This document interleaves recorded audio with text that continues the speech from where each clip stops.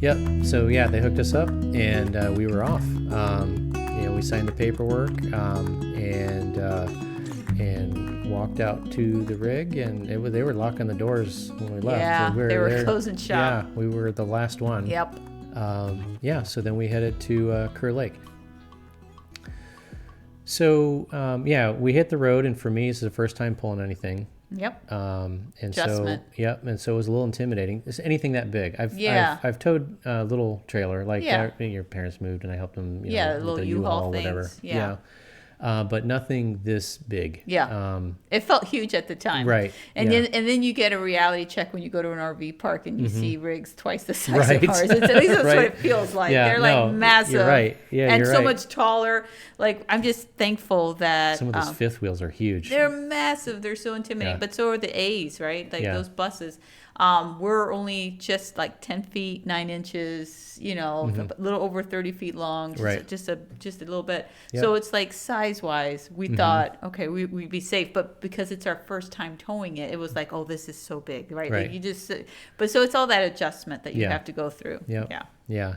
Yeah. So we're towing slow. Very slow. Yeah. I remember hitting the highway at 50. Yeah. And just, kind of creeping up to a comfortable speed. Yeah. And, I did get a rundown of the trailer brakes in the truck and how that works.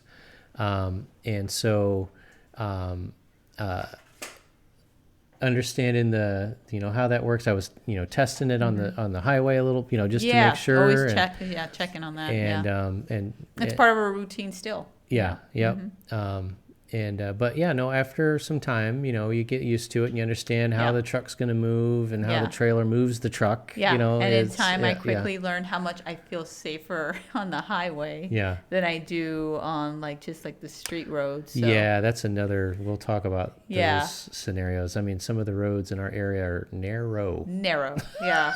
Very, very narrow. And so negotiating oncoming hilly traffic and So, we got out of there late, and so we actually thought we were going to be late to Kurr Lake. Yeah, we had no idea. This is February, so it's still winter time, so everything still closes early, in my opinion. Versus when we get to the summer and things are definitely open much later. And so there's a little bit of panic that was setting in, where we start thinking, okay, if it's closed, it's closed. Are we going to have our first Cracker Barrel experience? Right. Is it like we were thinking that? Yeah, we were thinking it might be the reality for this journey. Yep. Because the timing that we were getting there, and it was funny because I think initially ultimately I think we're only like a couple minutes late. In getting there. Well, we were fighting the sun. We were fighting the sun. Well, there's that too. And so we also didn't want to have to unhook in the dark. It was just it just felt like a little bit of pressure. It had been it was supposed to close at 6, and it was 6:10. Right. It was that close. Yeah. But it was funny because we called the National Park Service, and we tried calling the park, and nobody answered. And then they called the Park Service. And I even emailed. Right. And she was like, well, you got to call the park, and they'll, if they don't answer, just leave a message. So we left 2 messages. 2. Yeah. Because we're just okay. So that they can listen to it and laugh later. This is crazy people. We don't close it. Things are not going to close, but we didn't know. Yeah. No. Yeah, so it was open when we got there, and we were able to roll in. Yeah. And it was dark. We got there, it was dark. Yep. And it was starting to rain. Yes, of course. You got to add that element. And cold. Yeah. Yep. So first time parking the rig. Yeah. Ever. Backing it in. Yeah. Mm-hmm. Yeah. And I was really surprised at how I got it in there. You got it in the spot, and we were good. And then we're like, okay, now all those videos we've watched, what do we do first? Which one's first? Which? Right. Yeah.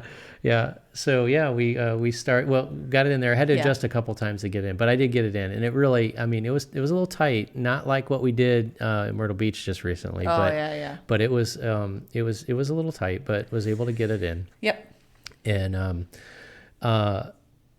So we started just to unhook everything. So we took the the sway bars off. Right, we take the sway bars, but we're also thinking we got to stabilize oh, it, shoot, yeah, right? We got to make skipped sure. all that stuff. Yeah, we can't fit and we can't miss those things. Yeah. And this is before I think we had the Andersons. I don't think we had the Andersons yet. We just had. Did we? No, we did. Yeah, we had the Andersons. Yeah, we did. We did already at the beginning. We did. I thought we got that after. Did we? I can check. Good old Amazon acknowledges those things for us. Yeah. You know what? You're right. It was after. We didn't have anything. We had the yellow cubes. We had the yellow cubes. We bought that. Mm-hmm. Yeah, I thought we had the yellow. They came at the same time. I thought. Well, let's find out. Yeah. Let's see. Here, I'll break the video here. And we're back. Okay, yeah. so yeah. so yeah, parking the rig for the first time and realizing right now as we're talking about it, that we were not hardly prepared at all. Nothing. We were obviously shooting in the dark. We right. had no idea what we were like, doing. Literally. Yeah. Yeah. In the rain. In the rain, cold. in the dark. Yeah. Not knowing what the heck we're doing. So we had Andersons. We didn't use them. We didn't use them. We did chalk though. I remember we chalked. Yeah. So basically, we didn't level left and right. Mm-mm. Yeah, we didn't have because we didn't even have anything to check level. Yeah, we didn't have it yet. We didn't have it yet. And I think that's when we derived the refrigerator check. Yeah, right. Right, if the refrigerator would close, on its own, then we were unlevel. But yeah, so we didn't worry about level and left and right. Mm-hmm. But our goal was to unhitch and rehitch. That's what we were hoping to do. Right. And what I'm kind of realizing now is that we had a goal to unhitch and then rehitch only for the sake of doing that. But then, fortunately, later on, unhitching is actually good to get gas. But absolutely. That wasn't even part of the thought process. Not at that moment. It was something that came to us. We're just like, how do, we're new. How do solving problems? How do we figure this? Go. Yeah. How do we unhitch? So we are. We're unlevel left and right. We're probably off a little bit because I remember it wasn't really that bad. Yeah, no. And but then we had to get off the truck because the nose was high. Mm-hmm. And so it's dark out. We're out in the rain. Yep. And we are trying to unhitch from the truck. And and so we unlock it and we raise the trailer up and the truck comes up. Mm-hmm. It doesn't break apart. It's not unhitching. Right. Like it's supposed to. Like yeah. all those YouTube videos, hours of YouTube videos watched. Right. And I don't think we ever watched anybody with this issue. Did we see anybody have this problem when we were like, damn it. Yeah. What the hell is this? Yeah. Yeah. So frustrating. And in my opinion, it's been like almost every time this happens to us. Yeah. Like definitely something new.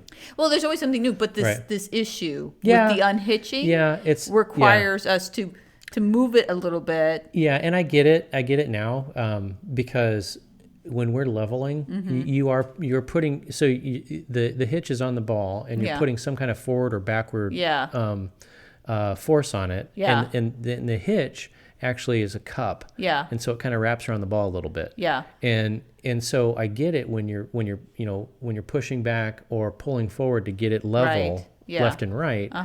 You're going to have a little bit of tension that you got to loosen up. Mm-hmm. Sometimes it's the truck will relax and after we got it chucked, sometimes the truck will relax after we put the brake on it, and it'll kind of find that sweet spot to where it does just kind of pop off. At least that happened once. Only once. Right. Only once. Every other time we've had to have some kind of an adjustment. Only the time where you had greased it, you had just greased it. Yeah, that's right. Yeah. That's why in my mind I always want you to put more grease on it. Grease on that thing, because what happened at Myrtle Beach is never. I never want to experience that. Yeah. Again. No. That's horrifying. Yeah. That'll be another. Don't want to relive that again. Yeah, that was crazy. Yeah, that I cringe a little bit every time I think about that. I'm now thinking, should we have an extra layer of the yellow chucks, just so that because when that jump happened, it can still fall on some more chucks. Yeah. It was so upsetting. Yeah. We'll talk about that one later. That's a later. Yeah. All right. So we're not level left and right. Nope. We're trying to unhitch from the truck. Yep. It's raining. It's cold. It's dark. Yeah. And we're like, okay, you know what? Let's just leave it. Let's leave it on the wind. Yeah. And let's just get warm, Get some rest. And get some rest, and we'll and tackle some in the morning. sustenance. Yeah. Yeah. We got a whole day tomorrow. Let's just deal start with it fresh in the Yep. morning. Things are always easier with the daylight. Yep. Yeah. So, we turned in, had a nice night. Slept chicken, well. We had some broccoli cheese soup. It was yummy. The It was Panera's delicious. broccoli and cheese soup. Yeah, and some sourdough bread, and it was good. Yeah. And so next morning, we get up pretty early. Yeah. And then we're back at it again. Yes, we are. Yeah. And so we're raising the truck, lowering the truck. And then I see you look over at you, and you're looking over my shoulder. Yeah. And you're like, "Hey, Smitty, we got an audience." Yeah, we got to dial a friend. Yeah, we're at dial a friend time. Yeah. Because it's why not don't you working. go ask? Yeah. Why don't you go ask him? Yeah. Go ask him. It's like, okay. So, I went over and said, "Hey, excuse me. We're having a little trouble over here. We're not, too familiar with this. We're trying to, get unhitched here." And he's, "Oh, let's go take a look." Yeah. So it was a cool old dude. He was so cool. Yeah. Yeah, I really enjoyed meeting him. Yeah. And it's just, again, the benefits. And you'll see all these videos talk about that the RV community is very supportive of each other and are willing to give a helping hand. Yeah, that is all I have ever seen. With our first experience. Yeah, absolutely. You remember his name? Neil. Neil. Neil. Yeah. So, Neil was great. Yes, he was. And he came over and kind of showed him what we were dealing with, and he's like, "All right, why don't you go ahead and just raise it up a little bit, raise it up." So I started to raise it up, and it was still attached to the truck, not letting go. And then what did he? Yeah, he said, "Okay, get back in the truck, and you want to go back just a pinch, just a pinch." And the truck is one of those type of trucks that you can you put it in park, but when you turn it off, it's still. Yeah, it'll kind of rest. It'll roll into a rest. So to me, that pinch has to be so small. Yeah. Such a small pinch. Yeah, that's right. Yeah, it just makes it hard. Yeah. So that's the one thing I'm still getting used to with the truck is that is I'll hit the brake, and then I will flip the parking brake. And even though I flip the parking brake, once I disengage my foot, like take my foot off the brake, it'll still roll. Yes. Like up to would you say an inch? I would say easily at least a half an inch. Okay. Yeah. We're easily moving back a half an inch. And that's kind of a big, that can be a big deal. It can be a big, as it was in Myrtle Beach. Yes. That's right. Oh, I can't wait to talk through that one. Yeah, I don't. I'm not excited about that at all. I got to get it out of my system. Oh, God. It makes me nauseous thinking about it. Yeah. Okay. So, all right. So that's exactly what I did. I hopped in the truck. Like magic. Yeah. It just separated. Yep. Yeah, and then so we stood there and had a really good conversation. Yeah, got to know him, his stories, his experience RVing, how much he loves it. Yeah. Met his wife eventually. Yeah. Just had good people. Yeah, apparently he has been coming to this park since he was 12 years old. Yeah. And he was an older gentleman, and it was it was really kind of cool. It was very cool. Yeah. Absolutely. Yeah. And so this is when we start thinking, okay, now we're unhitched. Let's get gas for the truck. Yeah, because that was a revelation. Drive, it was like, you know what? This is the time to do it. This is the time to do it. And you don't even fathom how much gas you're going to go through when you're towing. Like, right. For the first time, for me, we couldn't believe how much gas was. Right. We were like, oh crap. Yeah. You're going to have to gas up more frequently for sure. We had some idea it was going to be more frequent, but this is a significant change.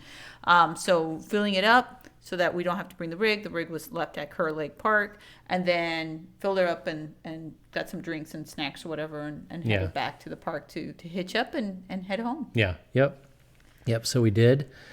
So most of the ride was a good ride home. Most of it. Yeah. We had this notion because we try so hard to check all the boxes, everything you're supposed to do.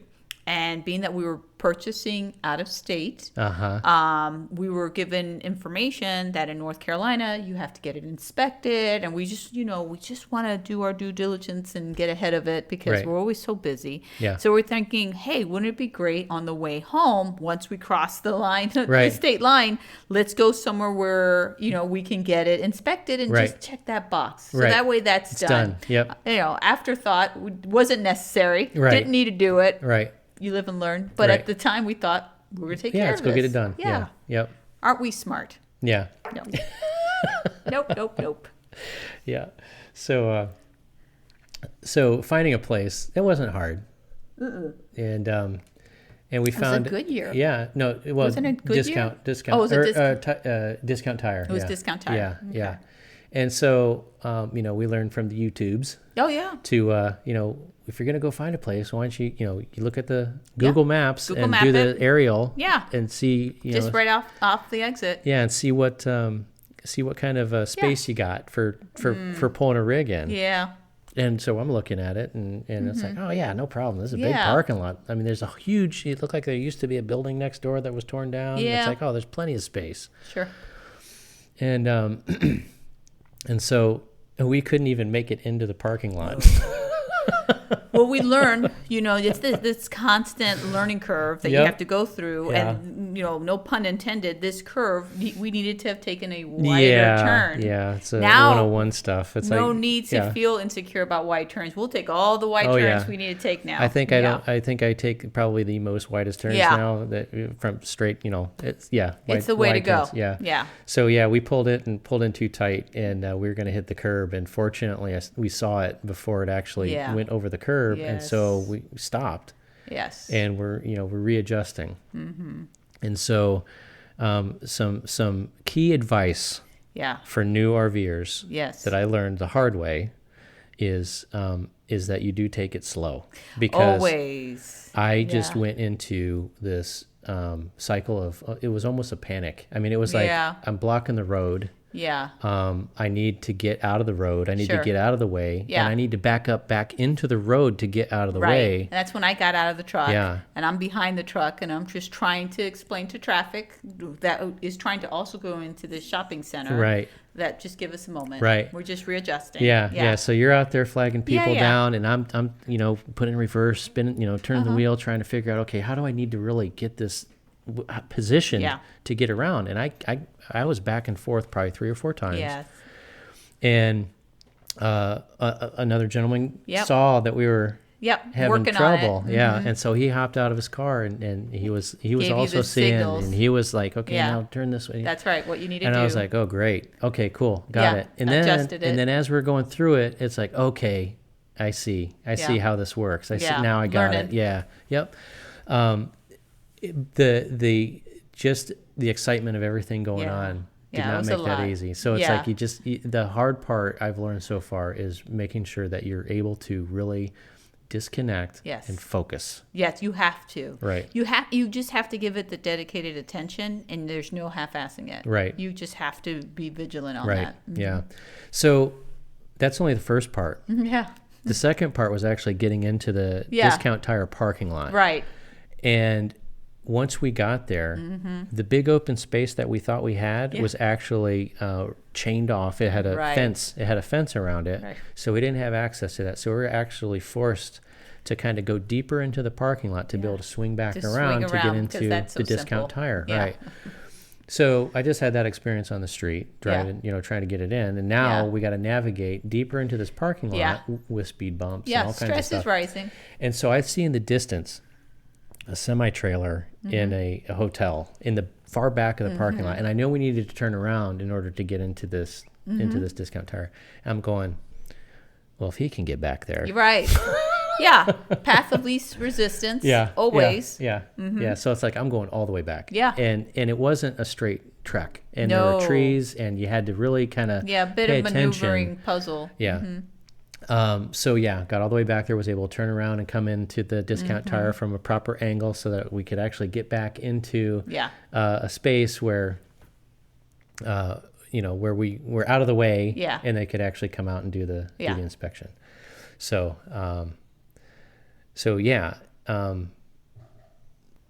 Yeah, that's really, that is really, you know, aside from, you know, getting the inspection done, getting back out on the road was not difficult, because it was, I mean, you know, there was a better path, and it just, I don't know if it was the luck, but it just felt like there was less traffic. Yeah. Well, it's just less issues. So I guess to really kind of wrap it up, I mean, that's really the end of it. You know, we got our inspection done. We got back on the highway. We got back to where we're parking Gigi. Yes, we call her Gigi. That's right. And our son named her now Aunt Gigi. Right. So we're going to be staying at Aunt Gigi's a whole bunch. Yeah. So we were able to get it to the to storage, and that was another parking experience. I mean, it was you know, very narrow. But that went like so well. Yeah. Right? I mean, I think because I guess we earned it. Yeah, because we had the crappy experience trying to get to the discount tire. We absolutely did. Yeah. You know, but you're going to have those moments where it's like, okay, phew, that was that got done. You know, high five. Yeah, absolutely. And we do a lot of that. We do a lot of that. You have to. Yeah. Even things that's supposed to be simple, it almost never is. Right. Yeah. So that's how it goes. Yeah. All right. So I think that's good. Okay. There's a learning curve. There is, but I don't think the learning curve is going away. I think you're right. Part of absolutely. This. No, that's the beginning. The time. Yeah. You're going to be tested. Yeah, for sure. Well, Myrtle Beach, which will episode 4, I think. Yeah. Right. Myrtle Beach. Yeah.